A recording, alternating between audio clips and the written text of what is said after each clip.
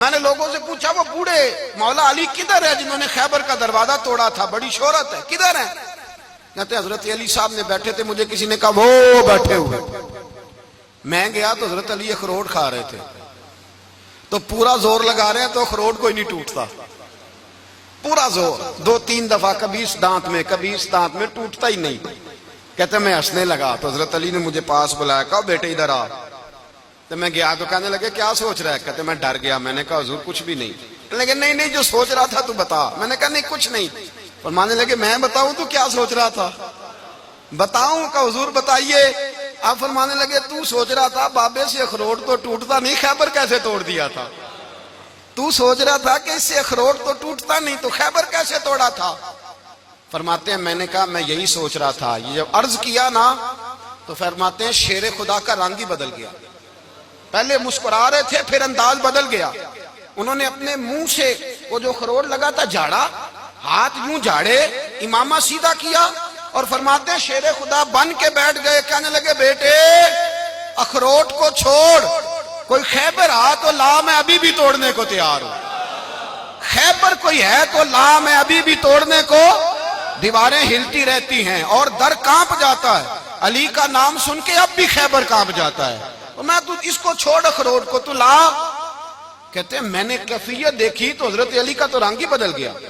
میں نے کہا واقعہ یہ توڑ ڈالیں گے، یہ خیبر آج بھی یہ توڑ ڈالیں گے، کیفیت ہی بدل گئی۔ فرماتے ہیں شیر خدا مسکرائے، کہنے لگے بیٹا ڈرنا، مسئلہ سمجھ۔ کہا حضور کیا ہے؟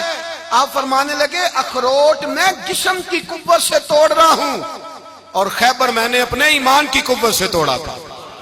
میرے ایمان میں آج بھی بڑی قوت ہے، آج بھی اگر کفر للکارے گا، آج بھی اگر دین کا دشمن للکارے گا، علی کا جذبہ جہاد آج بھی بڑا جوان ہے، غیرت ایمانی آج بھی بڑی، دین کے ساتھ وفا کا رشتہ آج بھی بڑا میرا جوان ہے۔ تو بتا کوئی خیبر توڑنا ہے تو حضرت علی شیر خدا، ہر جگہ قربانی حضرت علی کی۔ جب مدینے میں نا حضور نے سب کو انصار اور مہاجرین کو بھائی بھائی بنا دیا تو حضرت علی چپ کر کے کھڑے ہیں۔ حضور نے فرمایا کیا سوچ رہے ہو؟ کہا حضور مجھے بھی تو کسی کا بھائی بنائے نا۔ حضور نے فرمایا انت اخی فی الدنیا والآخرہ، تو دنیا میں بھی میرا بھائی ہے، آخرت میں بھی میرا بھائی ہے۔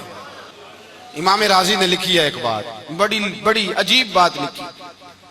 امام راضی کہتے ہیں زمین پہ نبی پاک نے حضرت علی کو بھائی بنایا تھا تو آسمانوں پہ جبریل امین نے حضرت میکائیل کو بھائی بنا لیا۔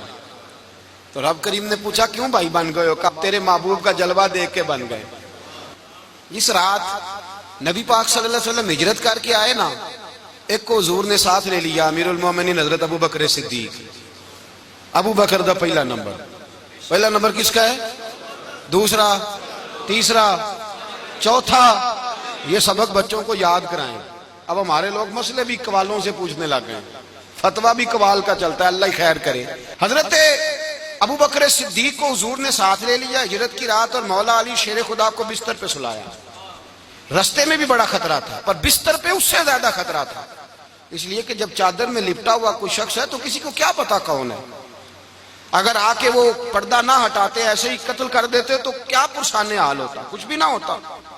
امام راضی کہتے ہیں رب کریم نے فرمایا جبرائیل میکائیل تم دونوں کہتے تھے ہم بھی بھائی بھائی بن گئے ہیں، بتاؤ تم میں سے کوئی ایک دوسرے پہ جان قربان کرے گا جان؟ فرشتے خاموش ہو گئے تو رب نے فرمایا اب نیچے ذرا جلوے تو دیکھو، علی میرے رسول پہ جان قربان کر رہا ہے، جاؤ دیکھو نا جا کے جلوے، تم تو بھائی بھائی بنے تھے۔ فرشتے عرض کرنے لگے مولا ہماری ڈیوٹی کیا ہے؟ فرمایا اب تمہاری ڈیوٹی یہ ہے کہ تم جاؤ زمین پہ 2 تلواریں لے لو اور علی کی چارپائی کے اوپر کھڑے ہو جاؤ، اس نے میرے مصطفیٰ پہ جان قربان کی ہے، اس کی جان کی حفاظت کرو۔ وہاں کھڑے ہو جاؤ۔ فرشتے بھی کرتے ہیں تعظیم میری، فدا ہو کہ ان پر یہ عزت ملی ہے۔ حضرت شیر خدا مولا علی ہر میدان میں اول، ہر جنگ میں پہل، السابقون السابقون اولئک المقربون۔ اللہ فرماتا ہے سبقت لینے والے سبقت لے گئے، آگے گزرنے والے آگے گزر گئے، اور یہی لوگ ہیں جنہیں رب کا قرب نصیب ہوا۔ حضرت علی نے مکان نہیں بنایا، ساری زندگی مکان نہیں بنایا، کوئی کاروبار نہیں کیا ساری عمر۔ اب اس پہلو پہ بھی ذرا غور کریں، حضرت علی رضی اللہ تعالیٰ انہوں نے کوئی بینک بیلنس نہیں بنایا۔ صحابہ کرام علیہم رضوان فرماتے ہیں بڑے بڑے رشتے آئے سیدہ فاطمہ کے لیے، بڑے بڑے امیر کبیر لوگوں